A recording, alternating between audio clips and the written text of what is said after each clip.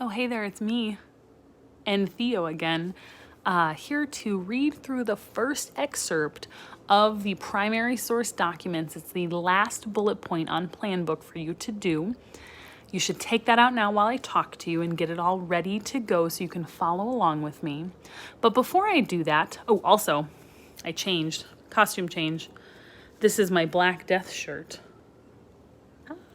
I'll wear it Tuesday too to commemorate the lecture.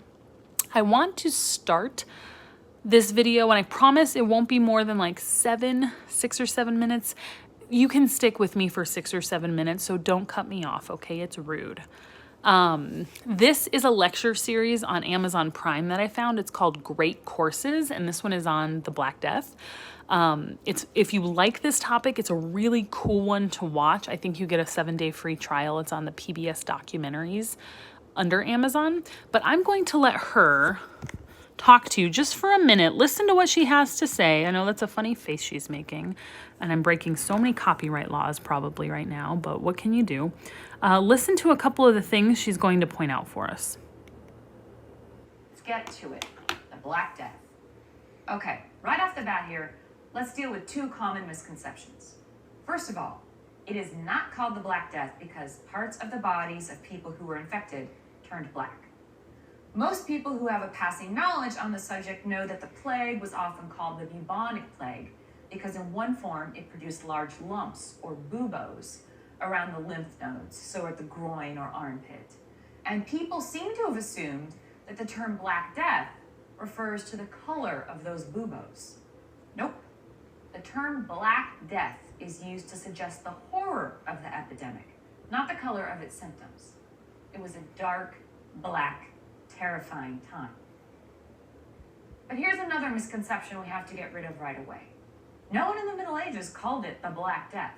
It was the Great Mortality, or the Great Pestilence, or even in some cases in England, blue sickness.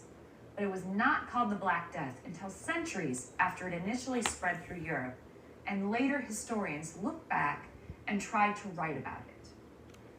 So the reason I had you watch that is because I think the way we frame the history that we learn is really important. Someone in 4th period talked about this. The perspectives that you learn history from is really important, which is why we're going to read as many primary sources as we can. They shed light on history that happened long ago, and they give us firsthand perspectives of that history. They're sometimes difficult to read, though, because of the old-timey language they use. So if you read the directions of your assignment, I recommend that you look up the underlined words, okay? So I've underlined some words there for you. You got to look them up if you have no clue what they mean. If you kind of figure it out based on context, more power to you. But some of them are really hard. Some of them I had to look up. It'll only take you a few seconds. It will help your understanding and it'll deepen your vocabulary. So just do it. Here I am going to read the first Gabrielle de Musy plague account. I also like the tone that she set. Things were bleak, right? Like it was bad. And so I think that's kind of the tone of this whole series of documents. I think there's a lot of connection to today's pandemic that we're all living through, that feels like a really dark and heavy time. I think maybe it'll provide some context and comfort even to know that like this has been happening for a very long time, right? Humans having to deal with disease. So here we go. Stick with me for another 4 minutes. I'm going to read you source 1 and just give you a little blip on who Gabrielle de Musy is. He's a notary from a city-state called Piacenza in Italy. He gave a vivid account of the plague that was going on in Caffa in Sicily. His account continues to record the terror in Piacenza, and until quite recently, many believed he was actually on the plague ship, but now they're pretty sure, historians are, that he was in Piacenza in 1347, so he's in one of the cities that's hit by plague, okay? And he says, "Tell, O Sicily, and ye the many islands of the sea, the judgments of God. Confess, O Genoa, what thou hast done, since we of Genoa and Venice are compelled to make God's chastisement manifest. Alas, our ships enter the port, but of 1,000 sailors, hardly 10 are spared. We reach our homes, our kindred, families, and our neighbors come from all parts to visit us. Woe to us, for we cast at them the darts of death. What imagery. Wow. Whilst we spoke to them, whilst they embraced us and kissed us, we scattered the poison from our lips. Going back to their homes, they in turn soon infected their whole families, who in 3 days succumbed or gave in to the illness, and were buried in one common grave. Priests and doctors visiting the sick returned from their duties ill, and soon were numbered with the dead. Oh, death, he's like crying out to death, right? Oh, death, cruel, bitter, impious death.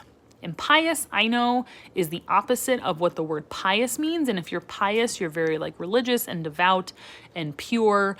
And death is the opposite, is what he's saying.